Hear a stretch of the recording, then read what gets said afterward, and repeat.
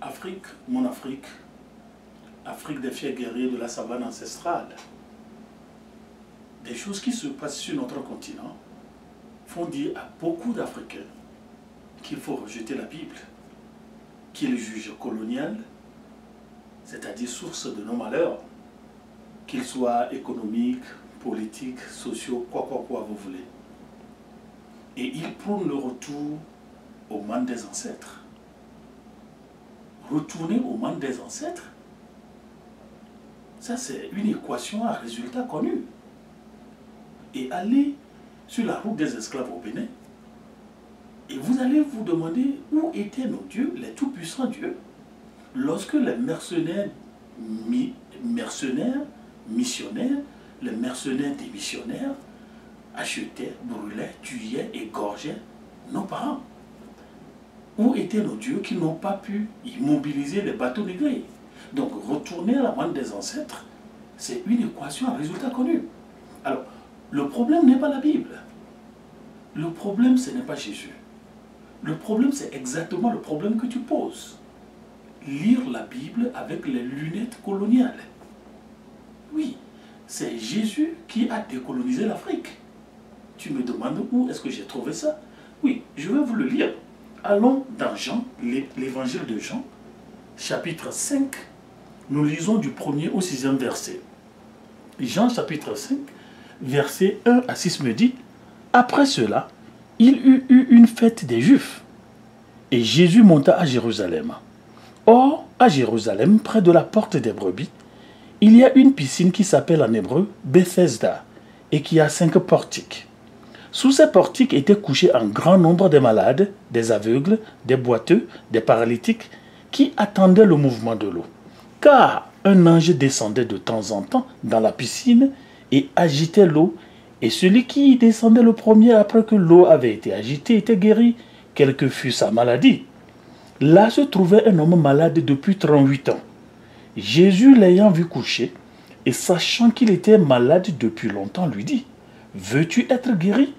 Le malade lui répondit: Seigneur, je n'ai personne pour me jeter dans la piscine quand l'eau est agitée, et pendant que j'y vais, un autre descend avant moi. Lève-toi, lui dit Jésus, prends ton lit et marche. Et aussitôt, cet homme fut guéri, il prend son lit et marcha. Oui, Afrique, mon Afrique, plusieurs personnes vous ont toujours lu ces tests. Mais en fait, ce test-là parle de la décolonisation de l'Afrique. On nous dit, il y a 5 portiques, piscine de Bethesda. Mais ça voudra dire quoi? Dans le monde entier, nous avons 5 continents. Et les 5 continents-là se rencontrent où? À l'Assemblée Générale des Nations Unies, à la Tribune des Nations Unies, la piscine de Bethesda. Et ce qui est intéressant, le test commence avec l'expression « après cela ». En grec, nous disons « meta tauta ». Meta autolegai.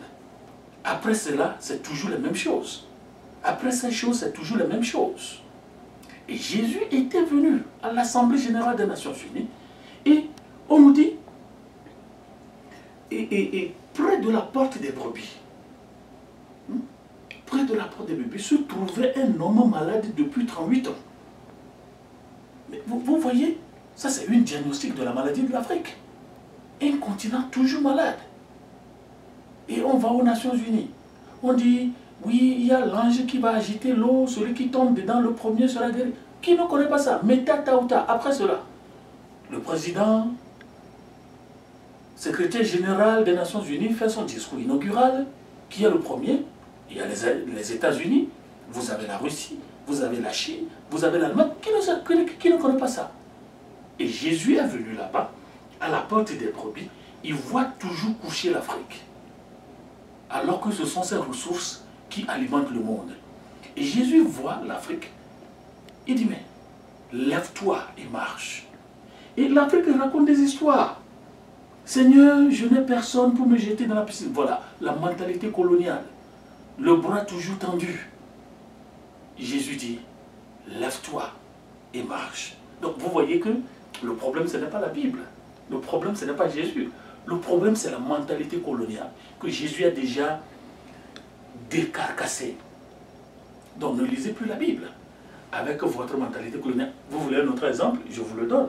Quand vous lisez 2 Samuel, chapitre 22, 2 Samuel, chapitre 22, du 5e verset à là, on nous dit, David partit de là et se sauva de la caverne d'Adoulam. Ses frères et toute la maison de son père l'apprirent et ils descendirent vers lui. Le prophète Gad dit à David, ne reste pas dans la forteresse. Et Saül dit à ses serviteurs qui se tenaient près de lui, écoutez Benjamin, le fils d'Isaïe vous donnera-t-il à tous des champs et des vignes? Vous comprenez? Vous connaissez l'histoire de David et de Saül. Le roi envoya chercher Achimélec, le sacrificateur.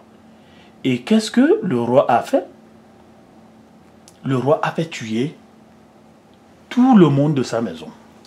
Vous pensez que ça c'est un problème biblique? Ça, ce n'est pas un problème biblique. Ça, c'est un problème politique. Ça, c'est un problème du changement. David représente le nouveau régime. Saül représentait l'ancien régime. Maintenant, pour que l'ancien régime parte, il doit avoir toujours des problèmes. Et Achimélec ici représente le sacrificateur. Aujourd'hui, on va l'appeler le président de l'Église. Voilà, c'est un problème politique qui s'oppose ici. Ça, ce n'est pas un problème biblique. Ça, ce n'est pas un problème spirituel. Mais est-ce que l'Afrique comprend ça? David, le chef de l'opposition, il est poursuivi par le gouvernement, il est poursuivi par les milices du parti au pouvoir, il est poursuivi par les forces armées de quel pays?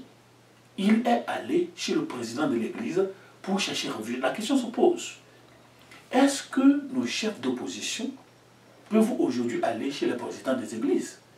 D'abord, où sont les présidents des églises? Est-ce que nous avons des présidents des églises? Divisés, fracturés, régionalisés, dénominationnalisés, politisés? Mais mes amis, ici c'est un problème politique. Est-ce que l'Afrique comprend ça? Vous voulez savoir davantage sur la manière de lire la Bible? Pas la Bible. Lever le voile colonial pour laisser parler la Bible elle-même. Ça, c'est notre émission Histo-Afrique. Lever le voile colon et laisser parler la Bible elle-même. Vous pouvez nous envoyer vos réactions. Merci. Au revoir. Afrique, mon Afrique. Jésus t'a déjà décolonisé. Ne va plus à l'Assemblée nationale, à l'Assemblée générale des Nations Unies. Parce que là, on te fait toujours coucher à la porte des sans-valeurs. Merci.